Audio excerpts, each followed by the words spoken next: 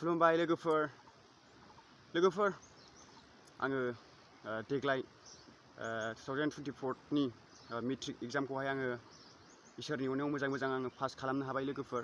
दायो आं सानाखैमोन मालाबाबो बेफोरबायदि गेलेनायजों लोगोसे बेफोरबायदि मेट्रिक पास जागोन, आं मोजां दावगालांनो हागोन बिदि आं सानाखैमोन।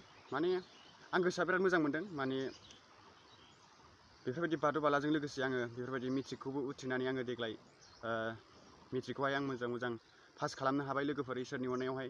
आरो आं आसा खालामो मोजां फरायनायजों लोगोसे गेलेनायावबो बाहागो मोनलांबाय थागोन बा गोजौ लेभेलाव थांगोन होननानै आं गावखौनो मिजिंथियो बा आं गावखौनो फोथायो लोगोफोर। आं मेट्रिक पास जानानै आं गावखौनो बिराद गोजोननाय मोनदों।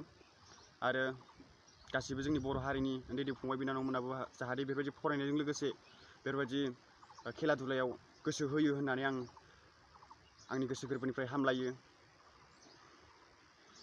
दाथ' मेट्रिकखौ लोगोफोर पास जानायाथ' जाबायमोन, माने बिदिनो न'खरावबो बिराद प्रब्लेम लालाय खस्थ' मस्थ'यैसो आङो माने देग्लाय आङो मेट्रिकखौहाय मोजां पास खालामनो हाबाय इसोरनि अननायावहाय नाजाथाबनायजों लोगोसे। आङो थांनाय 2023 आवथ' आङो मेट्रिकखौहाय आङो पास खालामनो हायाखैसै। दा आङो 2024 आवहाय आङो इसोरनि अननायाव आङो नाजानानै गेलेनायखौ दोनथ'वालासे नाजानानै आं फरायनायखौ देग्लाय आङो 2024 आवहाय आङो मेट्रिकखौहाय मोजां पास खालामनो हाबाय। दायो आं बिराद गोजोननाय मोनदों। जाहाथे बेबायदि गेलेनो बा बेफोरबायदि गोसो जाबावो, माने बेबायदि आरो। आङो लोगोफोर मेट्रिक फेल जायोबाथ' आं बेफोरबायदि गोसोबो जानाय नंलामोन, मानो होनबा बादु बादलाबो गोसो जानाय नङामोन, इउटुबबो सालायनो गोसो जानाय नंलामोन। दा आं मेट्रिक पास जानानै आं गावखौनो हां मोनदों आरो जाहाथे मेट्रिक पास जानानै ओरैबायदि लाइनजों थांबावसै होननानै बेफोरबायदि आं हां मोनदों आरो। जेनेबा मेट्रिकबो फेल जाबाय, स्कुलबो हाबला, बेफोरबायदि बादु बालाल' खालामबाय, इउटुबल' सालायबाय, जेबो इनकाम गैया। मानो होनबा इउटुबावथ' फैसाबो मोनखाया, होमबा लेखाबो फराया, इउटुबल' सालायो, बादु बालाल' खालामो, होमबा जेबो इनकाम फैयाबाथ' जेबो लाब गैखाया। आरो गिदिर गोलावाथ' नोङो लेखा फरायाबाथ' आखायाव लाखाया, फरायनायखौसो डाइरेक्ट सोंखायो। दायो आं मेट्रिक पास जानानै बिराद गोजोननाय मोनदों लोगोफोर। माने अरायबो आं इउटुबखौहाय सालायलांनो सानदों फरायनायजों लोगोसे।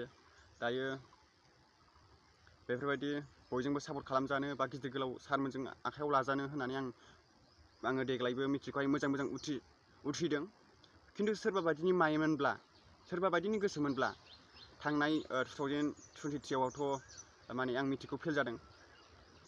आङो ओरैबायदि मेट्रिकबो फेल जाबाय, आङो ससियेल मिडियायावहाय आङो ओरैबायदि आंखौ मेट्रिक फेल होननानै आंखौ बखिजोब्बाय, जावजोब्बाय, आं सापर्टखौनो मोनला। आङो सासे प्रमद बर' सारजों आं लिंहरजालायलायनाय मानसि, निउसाव होजानाय मानसि, आं माब्रै फेल जाखो होननानैहाय बै 2023 आव आं बिदि फेल जानायखौ नुनानै आङो देग्लायहाय नैबे 2024 आवहाय आं जेबो गोसो जानाय नंलामोन लोगोफोर।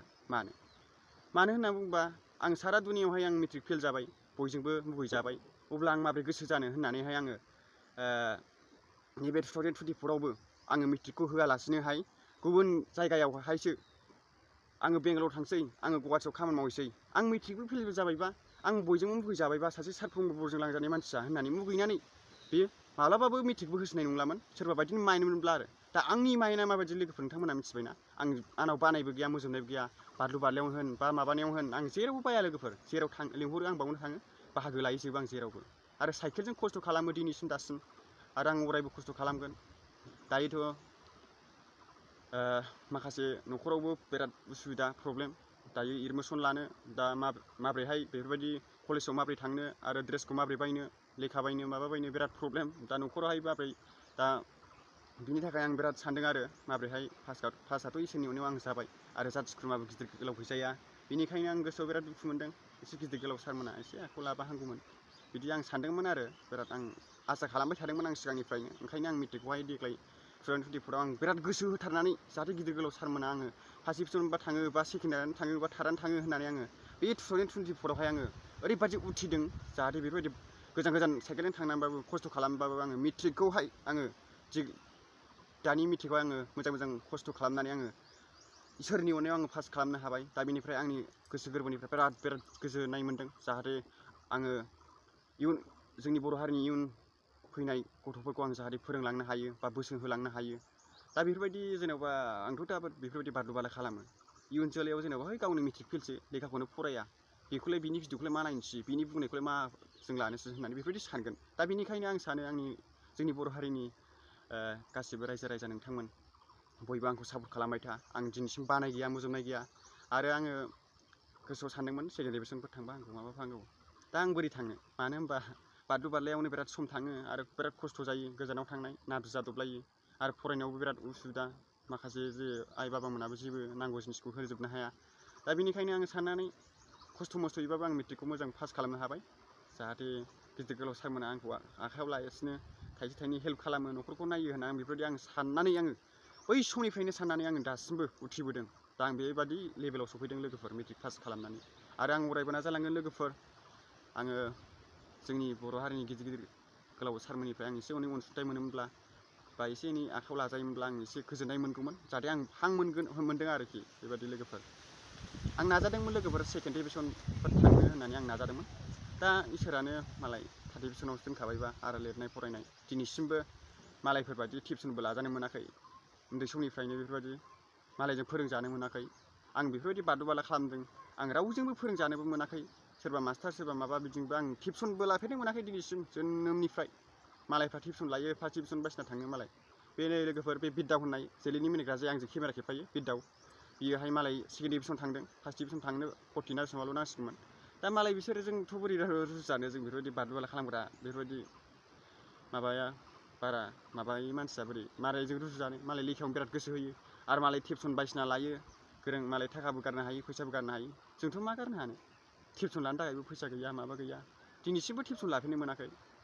आंबो सानबाय आरो, हाब मालाय बिद्दाव जोलैनि मिनिग्रायासो मालाय फार्स्ट डिभिजन थांसिगोन होननानै सानबाय आरो, बेजों आं मा रुजुनो। मालाय बिराद टिउसन लाग्रा मानसि, मालाय थाखा फैसा गोनां मानसि, मालाय बिमा बिफायानो बिराद लेखा फरायनायनि फारसे बिराद दुद लायो। जोंथ' खस्थ' मस्थ'यैसो पास जानाय होनजायो होमबा, बेबायदि आरो लोगोफोर। आसा खालामो लोगोफोर आं बिराद गोजोननाय मोन्दों मेट्रिक पास जानानै। आरो आङो माखासे जे उसुबिदा जाहैदों, माने न'खरावबो बिराद प्रब्लेम गैया, ड्रेसखौ माबोरै बायनो आरो कलेजाव माबोरै एडमिसन लानो बिराद जारला जादों फैसा थाखानि। बेनिखायनो सार गिदिर गोलावमोना आंखौ एसे एनै अनसुंथाइ होफैयोमोनब्ला, माबा मोनसे एडमिसन लानो बा माबा मोनसे बेफोरबायदि होफैयोमोनब्ला, आं बिराद गोसोखौ आं गोजोननाय मोनगौमोन आरो सार, जोंनि बर' हारिनि गिदिर गोलाव सारमोननिसिमहाय। दायो आं जोनोमनिफ्रायनो बेफोरबायदि दासिम मबाइल गोदानबो मोनफेराखै, सेकेन्ड हेन्ड मबाइलजोंनो मालायनि मबाइलजों खेबबोनानै दिनैसिम इउटुबाव फैदों, मेट्रिक पास जालायलायदों, बेफोरबायदि आरो लोगोफोर। आं अरायबो नाजागोन लोगोफोर, बेफोरबायदि आङो इसोरनिजों फोथायनाय लाखिलांगोन। आरो दाथ' बिराद खस्थ' जाबाय, गारि मथरबो गैजाया, साइकेलजों थांनाय, कलेजाव थांनो नोङो साइकेलजों थांदो, आरो भिडिअ खालामनाय गोजान गोजान थांनाय बिराद जारला उन्दैनिफ्रायनो। बेनिखायनो आङो माबा मोनसे हेल्प मोनोबा आं बिराद आंनि गोसो गोरबोनिफ्राय, आरो आङो जोंनि बर' हारिनि फैबाय थानाय उन्दै उन्दै फंबाय बिनानावमोनखौ बोसोन होलांनो, बा बेफोरबायदि जाहोलांनो, गोजौ लेभेलाव जाहोलांनो, दावगाहोलांनो, बेफोरबायदि आं बिराद गोसो जागौमोन आरो लोगोफोर। दिनैनि भिडिअआ बेखिनियावमोन। आं देग्लाय मेट्रिकखौ मोजाङै पास खालामनो हाबाय। माने मेट्रिक फेल जाबाथ' आं बिराद गोसोखौ दुरबल मोनबायमोन लोगोफोर, आरो नोंथांमोननि सिगाङाव इउटुबाव फैनाय नंलामोन, आरो बारलु बारलाबो खालामनाय नंलामोन। आङो दिनै मेट्रिक पास जानानै आं हां मोनदों, जाहाथे आं माने हां मोनदों होननानै बुङोब्ला, मेट्रिक पास जानानै जाहाथे नोंथांमोननो मोजां मोजां कन्टेन्ट बाहायनो हायो, बा आं नोंथांमोननो देखायबाय थानो आङो राहा मोनो होननानै आङो दि मेट्रिकखौ मोजां पास खालामनो हाबाय लोगोफोर। मेट्रिकआ पास जाबाय, मेट्रिक फेल जायोबाथ' आं इउटुबावबो फैनाय नंलामोन खोमा, आरो आं मा जायो आं गावखौनो मिथिनाय नंलामोन, गोजानफ्रावसो खामानि मावहैबायमोन होननानै आं सानो, आरो रावबो आंखौ नामबो खालामलामोन। आं बिराद माबानाय मोनदों आरो लोगोफोर। दिनैनि भिडिअआ बेखिनियावनो, मोजां मोनदोंबा आंखौ सापर्ट खालामलांबाय थादो, बिदिनो मोजां बेफोरबायदि कन्टेन्ट बाहायलांबाय थागोन। आरो थाखा फैसानिबो बिराद उसुबिदा, जाहाथे बेफोरबायदि इउटुबफ्रावबो आर्निं मोनलाङो उनावहालागै नोंथांमोनजों सापर्ट खालामनानै। आरो गिदिर गोलाव सारमोना आंखौ एसे एनै हेल्प खालामबा आं गोजोननाय मोनगौमोन लोगोफोर, मानो होनबा न'खराव बिराद उसुबिदा, मबाइलबो गैजाया, बेफोरबायदि आरो। होमबा लोगोफोर, दिनैनि भिडिअआ बेखिनियावमोन। मोजां मोनदोंबा साबस्क्राइब, लाइक, कमेन्ट खालामदो लोगोफोर।